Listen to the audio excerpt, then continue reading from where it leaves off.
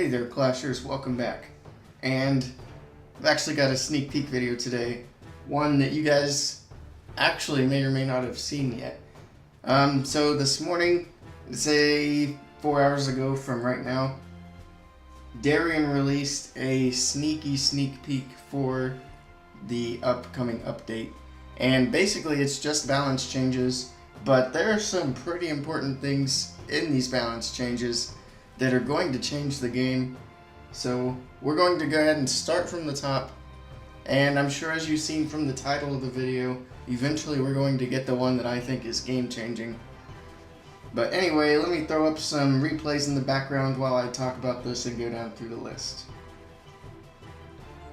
Okay, so in this video that Darien released, he broke it down into 5 categories of balance changes: economy, spells, defenses, troops, and a little bit on builder base.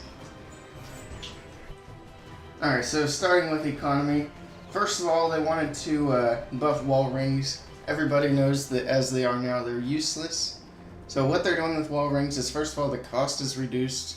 So if you purchase wall rings, which even after this I probably still won't, but some people might, the cost is being reduced to 100 gems per ring.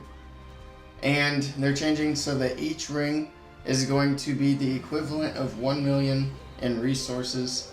And also the trader, when he comes, he's going to offer more rings to sell people.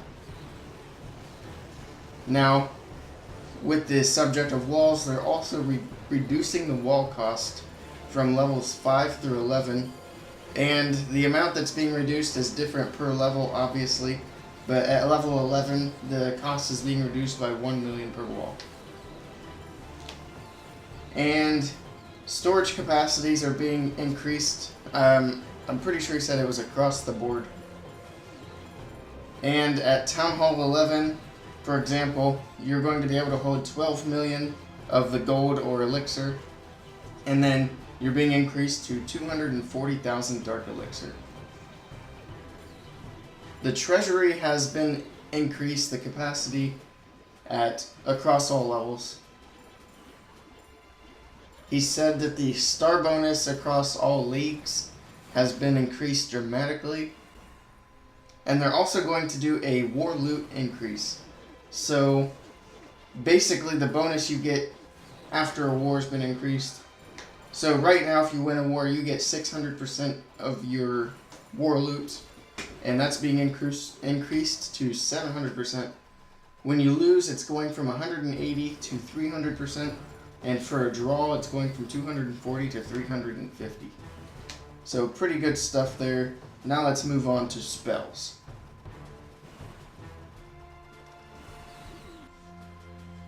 Now to start with, the lightning spell is being buffed. They're increasing the damage per lightning strike on all levels except for level 1. Now we get into the good stuff here. The clone spell housing space is being reduced from 4 to 3. It's also going to reduce the training time, the cost, and it's also going to slightly reduce how many troops it clones. Now the freeze spell, something else that doesn't get used very often anymore. The housing space on the freeze spell is being reduced from 2 to 1. And of course the time that it's effective is also being reduced, as well as the training time and the cost. Now on for the defense changes, and this is where things get interesting. And this is also where I say engineering is coming to an end. Town Hall upgrades will now require that you place all meaningful buildings before you can go on to the next Town Hall level. So if you're at Town Hall 10, they're going to require you to have like your expos, your Inferno Towers. You have to have all that stuff before you can move up to Town Hall 11. And this is effective through all Town Hall levels. So they're basically taking the concept from Builder Base and applying it to Town Hall levels. And honestly, I couldn't be more happy with that change right there, because finally, it's going to take some time for this to fully have its effects, because a lot of people have already made some of these bases, but this is going to help matchmaking tremendously down the road. and probably even in the near future. And then down for some of the less interesting stuff, the Archer Tower level 12 through 14, they're getting a slight DPS nerf. The Inferno Towers level 4 and 5 are getting a damage increase in multi-mode. The Bomb Tower level 5 and 6, they've received a damage increase. And then finally for defenses, the Eagle Artillery will no longer do extra damage to golems.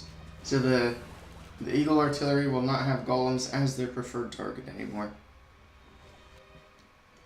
Alright, and now for the balance changes concerning the troops. Healers levels 4 through 5 are getting a nerf on how much healing they do. Miners are getting a pretty good buff. Their movement speed is being increased, and the speed at which they pop up or go down under the ground is going to be twice as fast. Giants levels 7 through 8 are getting an HP buff. Bowlers on all levels 1 through 3 are getting a DPS decrease. So bowlers are getting nerfed. The P.E.K.K.A is getting a buff, levels 5 through 6, HP is being increased. And the elixir cost to train P.E.K.K.A is being reduced at all levels. Dragons 5 through 6 are getting the same thing, HP increase and elixir training cost being reduced at all levels.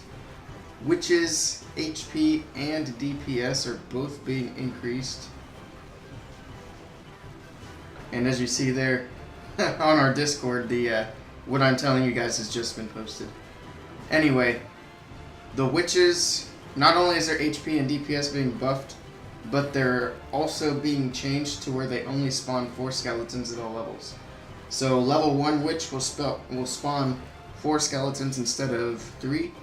Level 2, she already spawned 4, so no change there. And then level 3 is being reduced from 5 skeletons down to 4 skeletons.